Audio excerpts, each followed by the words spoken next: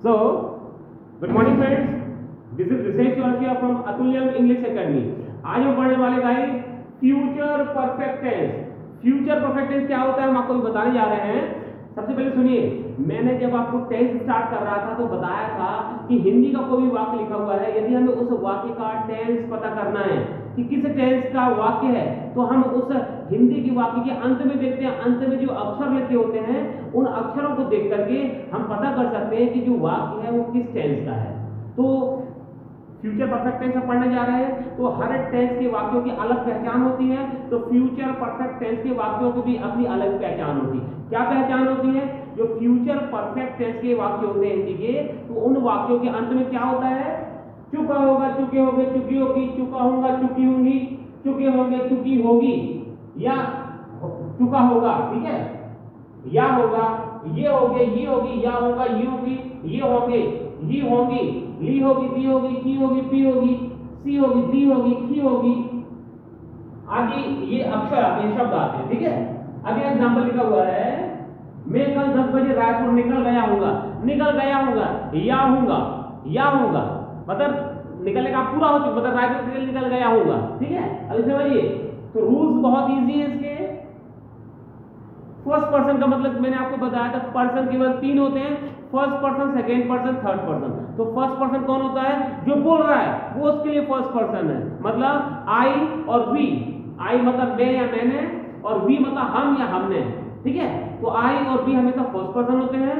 तो future perfect tense की बात करें तो फ्यूचर परफेक्ट टेंस के वाक्यों में फर्स्ट पर्सन प्रोनाउन के साथ में हमेशा शैल हैव का यूज करते हैं, सहायक क्रिया शैल हैव। बाकी अन्य कर्ताओं के लिए हम विल हैव का यूज करते हैं, राइट। अब यहाँ सेकंड में लिखा हुआ है, मैंने आपको बताया था कि परफेक्ट टेंस कुल मिला के 12 टेंस होते हैं। 12 में से 3 टेंस ऐसे होते हैं जिनमें हम मुख्य क्रिया का थर्ड फॉर्म यूज करते हैं। क्यों?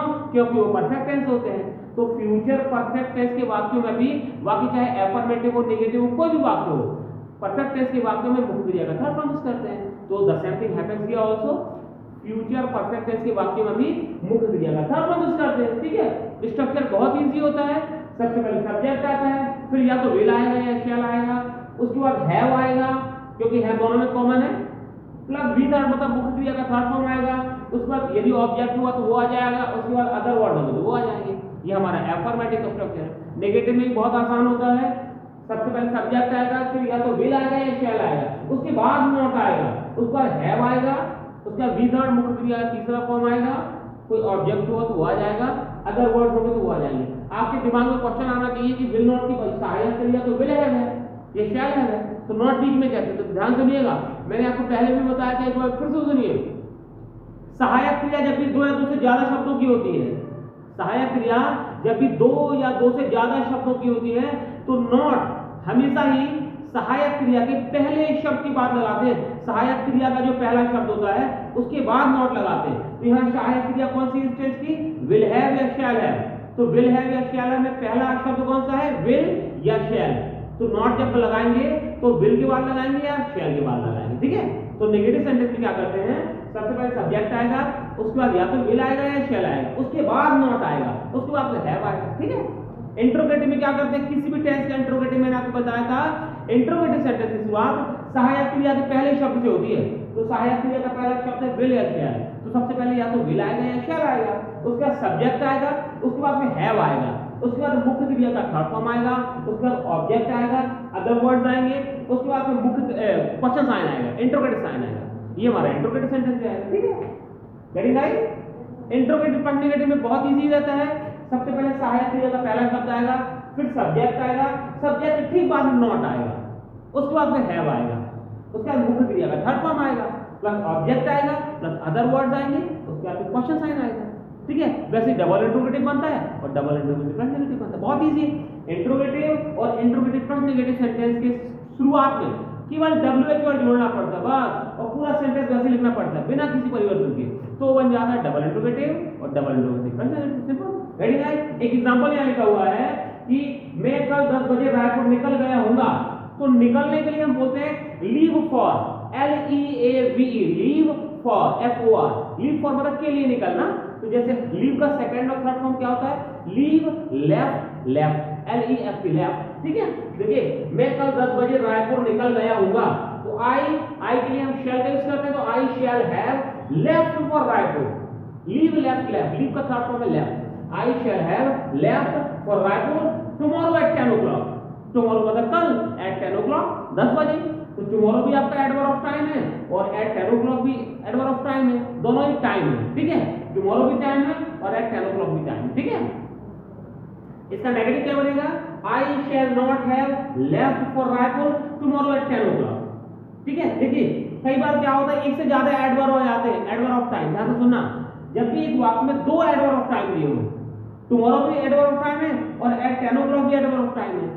जब भी वाक्य में दो एडवर्ब ऑफ टाइम दिए हों, तो जो बड़ा टाइम है, बड़ा समय है, वो पहले लिखा जाएगा और जो छोटा समय है उसके बाद में लिखा जाएगा। जैसे टुमारो कल, जो 10 बजे कल का एक हिस्सा है ना, कल तो पूरा 24 घंटे का एक दिन होगा ना, कल जिसको बोलते हैं, कल मतलब 24 घंटे का समय, तो 10 बजे है, ये 24 घंटे का एक पार्ट है ना, तो पहले बड़ा टाइम आएगा उसके बाद में छोटा टाइम आएगा, ठीक है।